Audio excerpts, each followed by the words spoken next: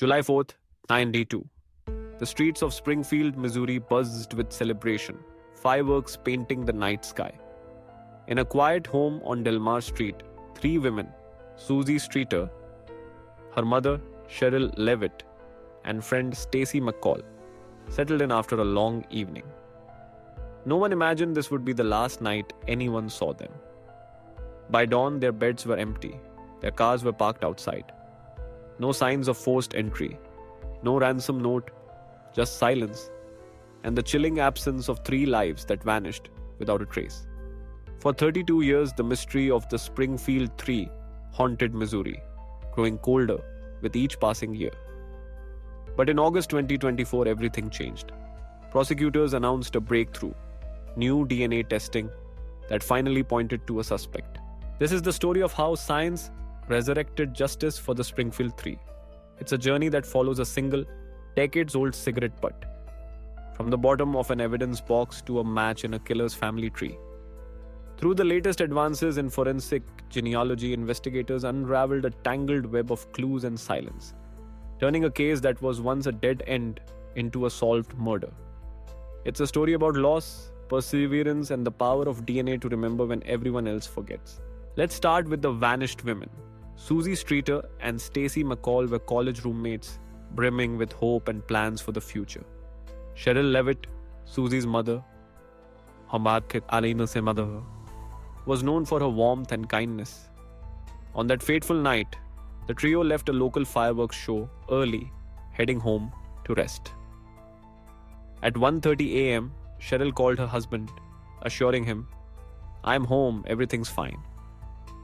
But when he returned at 5 a.m., the house was eerily quiet. All three women were gone. Their beds were meticulously made, purses and personal items left behind. The cars parked as if the women had just stepped out for a moment. There were no signs of struggle, no witnesses. Just one odd detail, a single cigarette butt left in an ashtray. As the hours turned into days and days into years, the town closed ranks. Police scoured the neighborhood for clues, but found nothing. No fingerprints, no DNA, no eyewitnesses. Theories swirled. Some suspected human trafficking, others pointed to a jealous ex-lover. Yet Springfield, a close-knit community, became a wall of silence. Neighbors refused to talk. Detectives chased every lead, including a local man with a violent past. But without evidence, the investigation stalled. In 2013, desperation led to the bizarre. Psychics claimed the women were buried beneath a nearby bridge, but searches turned up empty. The case grew colder than a Missouri winter. The Springfield Three faded into memory, their families left with only questions. But the cigarette butt remained. For 30 years, it sat in an evidence locker, a mute witness to whatever transpired that night. Advances in forensic science offered glimmers of hope over the years, but none bore fruit until 2022, when detectives sent the cigarette for DNA analysis. The DNA profile generated didn't match anyone in the national database, coldest. It seemed another dead end, but technology was on the move. By 2024, a new wave of forensic genealogy using public ancestry databases like GEDmatch was changing how cold cases were solved. Detectives uploaded the DNA from the cigarette to GEDmatch, searching for distant relatives who might provide a clue.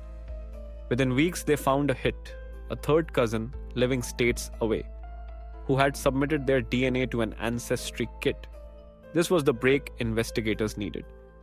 Using that match, genealogists built a family tree, tracing connections and narrowing suspects. The trail led to a local businessman, now deceased, whose family had deep roots in Springfield. The suspense intensified. Prosecutors approved new DNA testing of the suspect's living relatives, hoping for confirmation. By comparing Y DNA from the cigarette to the suspect's nephew, they achieved a staggering 99.7% match.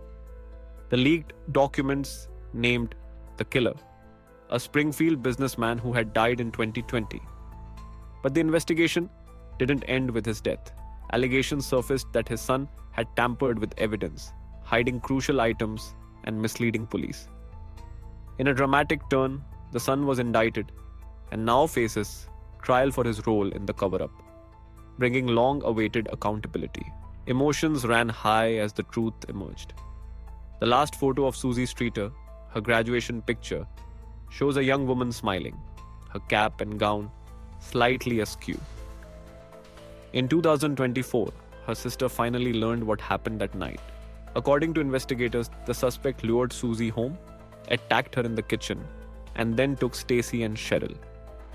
The cigarette butt, dropped during the assault, carried the killer's DNA, a silent witness that waited 3 decades for science to catch up. For Suzie's family, the moment was bittersweet. Her sister wept as she spoke to reporters. "We can finally bury her properly. Now we know, now we can let go." The Springfield 3 case is not just a story of loss. It's a testament to the power of forensic genealogy.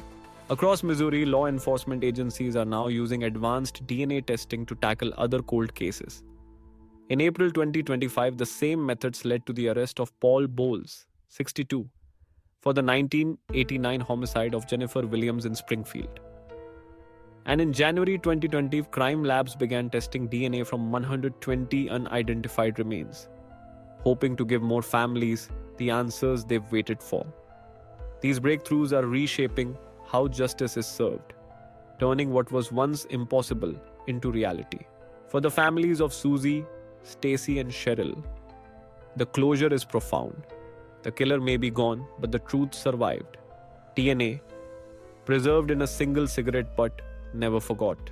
It waited in silence, carrying the answers through generations. In August 2024, science delivered those answers, giving the victims back their names and their dignity. As Suzie's sister said, "The DNA gave us our family back." The Springfield 3's story is part of a broader revolution, a revival in cold case investigations powered by genetic genealogy. Thousands of families across the country are finding closure, long after hope seemed lost. Forensic genealogy is not just a tool, it's a promise that no matter how much time passes, justice can be resurrected. In Missouri and beyond, DNA is giving voice to the voiceless, rewriting the endings of stories once thought unsolvable. And so, after 32 years, the mystery is solved. The Springfield 3 are remembered, not as victims of a forgotten crime, but as proof that science is relentless. For every cold case, there is hope. For every unanswered question, there is the potential for truth. The legacy of the Springfield 3 is clear. DNA never forgets, and neither should we. Subscribe now and hit the bell so you never miss a video.